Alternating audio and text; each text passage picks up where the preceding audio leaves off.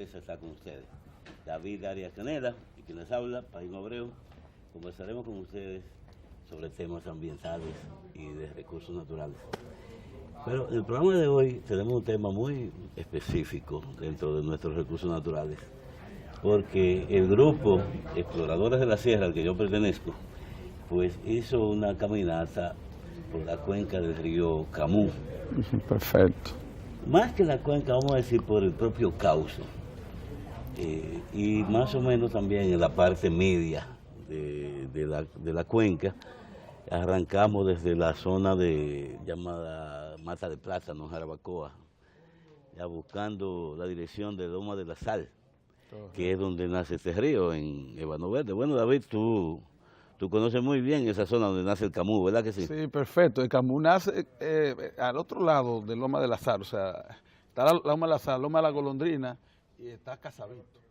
Precisamente el Camus nace allá arriba en Casabito. Cuando uno va subiendo la carretera de Constanza, ahí hay una ermita de una virgen y hay unas antenas de radio y televisión.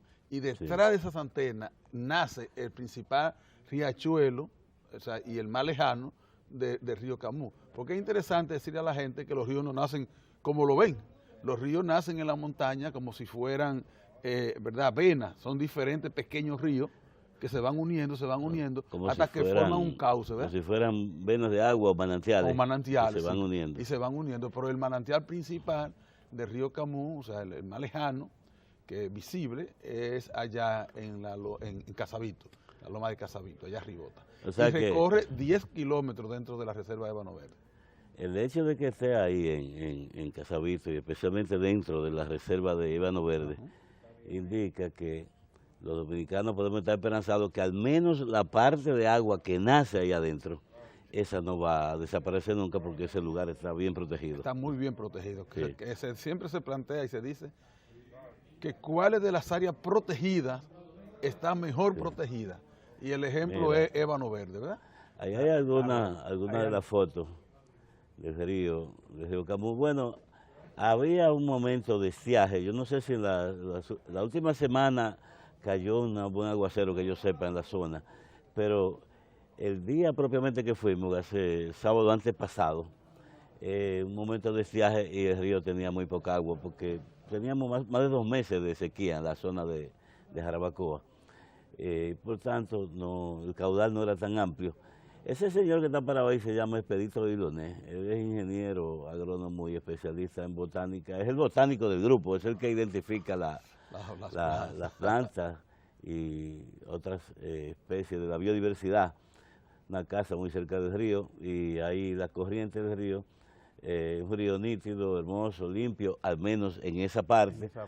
Incluso hasta llegar a la presa de Guayguí. Pues esa fue la caminata que hicimos, aproximadamente 5 horas de caminata, llegando hasta la presa de Guayguí. Entonces, en el río, la biodiversidad que se puede ver, aparte de la propia flora, diversos tipos de especies de flora, la biodiversidad, por ejemplo, la fauna no es muy amplia. Generalmente en los cauces de los ríos no se ve mucha biodiversidad en términos de fauna, o sea, de animales, lo que se ve mucha flora. En este caso, pero siempre se da un caso sí que encontramos en los ríos, y es, ¿tú has visto la llamada culebra verde dominicana? Claro, claro. Que en realidad son unas culebritas, de las cuales hay como 3 especies. Y uno siempre en los ríos encuentra una culebrita de esa verde. Ahí seguramente que el director nos va a poner una foto donde presentamos una de esas culebritas verdes que son muy bonitas, pero que no hacen daño para nada. Mira, ese es el grupo que caminó en el río. Ahí podemos ver al mayor Polo Rodríguez, podemos ver al ingeniero Expedito Diloné, también al agrónomo Manuel Vargas, está por ahí. También caminó en este caso Odalis Hernández y Diego Hernández. Estuvo también Tomasito Collado, caminó con nosotros. Por cierto, se dio un buen golpe en una rodilla y no quedó muy conforme. Y también estuvo José Joaquín Silvestre, que en otra ocasión nos acompañó. Fíjense, ahí está la culebra verde dominicana. Esa es una de las 3 especies que hay.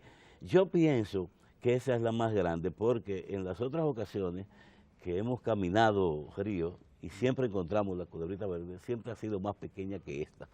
Pero ustedes la ven así, parece algo grande, realmente no es No es tan- muy grande, es una culebrita que generalmente con suerte puede medir 1 metro, si acaso llega, las más grandes llegan a 1 metro de largo, pero son pequeñitas y se alimentan de insectos, pequeños batracios, que están roedores. a la orilla del río. Por eso siempre ellos buscan su comida a la orilla del río, porque por ahí siempre van a encontrar pequeños insectos que andan buscando agua y lo atrapan ahí. Y ellas son anfibias, ellas nadan y son arborícolas, viven también en los árboles, mayormente en los árboles, y bajan a tierra a buscar comida. Mira, comentemos esto que están viendo ahí, porque estas son de las cosas. Mira, esa es una planta extraña que encontró Expedito allá, ya arrancada del suelo, y se la llevó porque dice que se llama aguacate gallo. Esa planta tiene espinas en todo alrededor de sus hojas. Es muy bonita, pero eso fue una curiosidad que apareció ahí, y Expedito, como estaba arrancada, se la llevó para ver si la podía procrear aquí en donde vive la capital. Pero fíjate, te quería presentar, ojalá el lector pueda volver a la construcción de Horno. había Como una una- producción de carbón en la zona, de carbón, ok. una carbonera.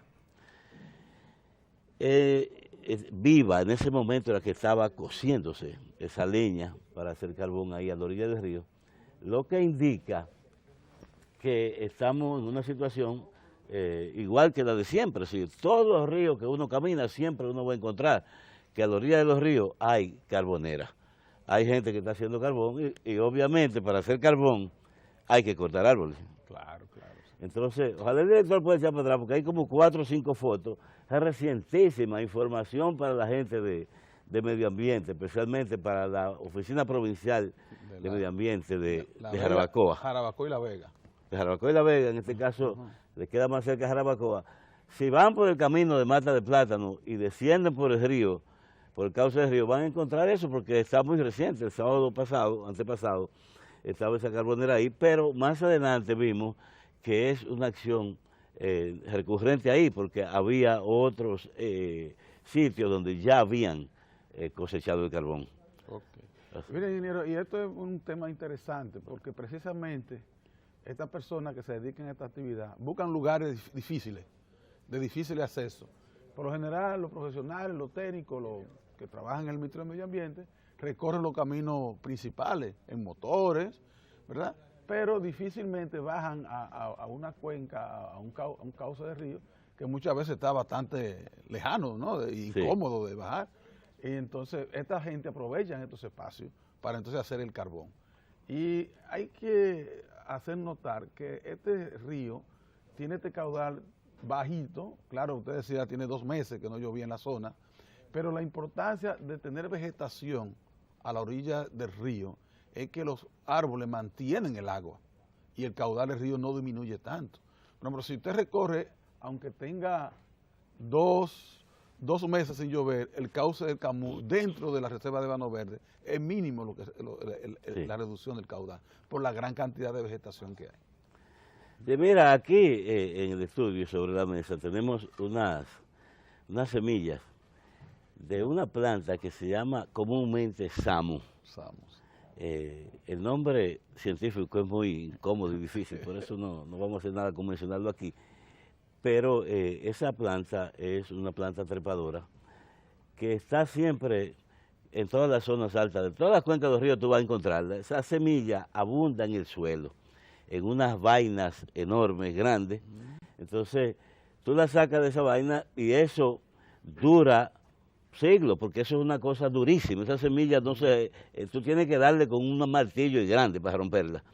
De manera que, como el río las arrastra, las deposita en diversos sitios, la planta es abundante en las cuencas altas de los ríos.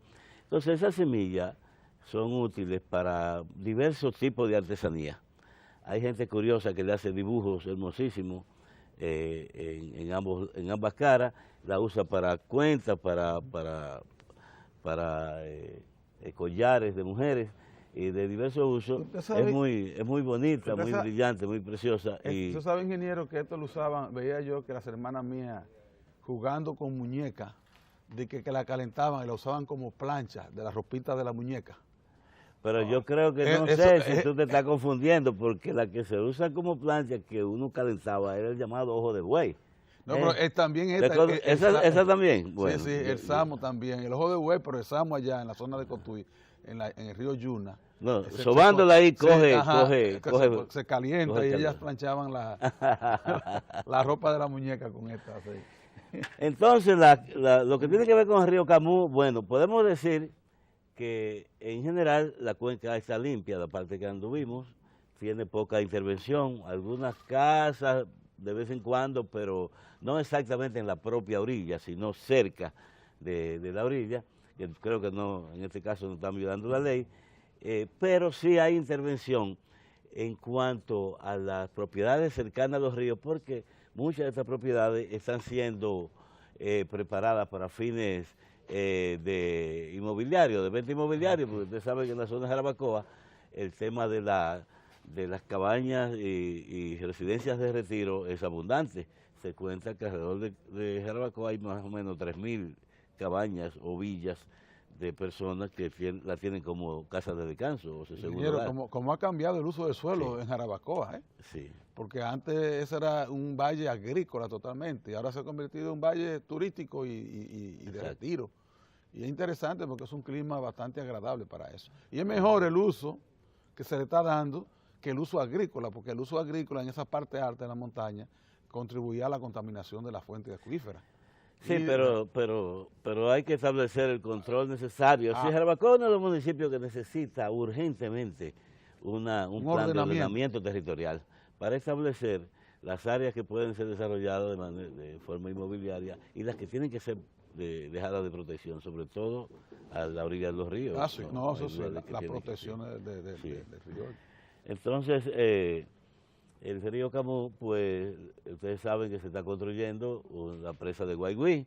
Nosotros llegamos hasta muy cerca de la presa de Guaigüí, no exactamente al punto, pero muy cerca de la presa, porque ya sabíamos que de ahí en adelante no se podía seguir caminando, pero ya después de la presa de Guaigüí ya entra en la zona más cercana a La Vega, y entonces ya ahí cambia el río, ya es más contaminado, más esto y lo otro. Ingeniero, ¿cuánta brega ha dado construir esa presa, Esa presa de Guaigüí, eso tiene muchos años en construcción. Bueno, habría que ver qué es lo que pasa con esa presa, oye, porque hay una lucha ahí de financiamientos, de que no hay, que sí, que no, y bueno, pero se dice que es una presa muy importante, especialmente para control de correntías y de crecientes del río Camus, porque tú sabes que cuando hay mucha lluvia y crece, siempre hace mucho daño alrededor de las fincas de producción agrícola de La Vega. Y la misma población de La Vega. La misma población de La Vega. Ha sufrido bastante. Entonces esa es la función principal que yo entiendo y se ha dicho que tiene la presa de Guaigüí, de manera que esperamos que el gobierno pueda dar los pasos, parece que son de carácter financiero necesarios para concluir esa presa. Y en torno al río Camus, pues le decimos que el grupo caminante, esto es un grupo llamado Exploradores de la Sierra, que camina senderos. El senderismo es una actividad deportiva y ecoturística muy interesante porque siempre es asociada a la naturaleza. En este caso es un tipo de senderismo más, digámoslo así, difícil, porque no necesariamente son senderos, propiamente. Hay que hacerlo. Se camina más por el cauce del propio río, entre piedras, que los senderos, porque a veces hay senderos a la orilla de los ríos, pero no siempre. No siempre. De manera que son caminatas un poco difíciles, en cierta medida peligrosas. Hay que tener mucho cuidado porque una caída, como le pasó al diputado Francisco Pérez, el diputado de Santiago, ahí en Jamao, caminando el río Blanco de Jamao, con nosotros se cayó y se tuvo una rotura de un brazo. Entonces abandonó las caminatas a partir de ese tiempo. Pero eso quizás le convino porque fue ahí cuando él se dedicó a la campaña política de Santiago, que le dio su resultado positivo en términos de que hoy es un diputado de la República por la provincia de Santiago. Pero ese río, nosotros vamos a completarlo en términos de la caminata de de toda su cuenca, porque nos falta arrancar de allá de donde nace. Lo que pasa que es la parte más difícil. Sí, la parte, ahí la cuenca, hay pasajes que son bastante profundos. Ahí tendrán Ya que llevar hay que ir soga, equipado ahí. hay que ir bien equipado, Hay que sí, ir equipado. sí. Porque recorre, como le decía, 10 kilómetros dentro de Ébano Verde, que es una de las reservas mejor protegidas que tiene el país. Y dentro de la reserva comienza a serpentear, ¿no? Sí. Y va recorriendo un área Bueno, que a veces se esta convierte parte era apenas en el mapa lo que se ve en un par de kilómetros, pero en la práctica nos tomó 5 horas hacerlo porque las curvas del río. Pero bueno, tenemos que despedir el programa porque nos dicen que ya se acabó el tiempo, así que Voces de la Naturaleza estará con ustedes nuevamente el próximo jueves.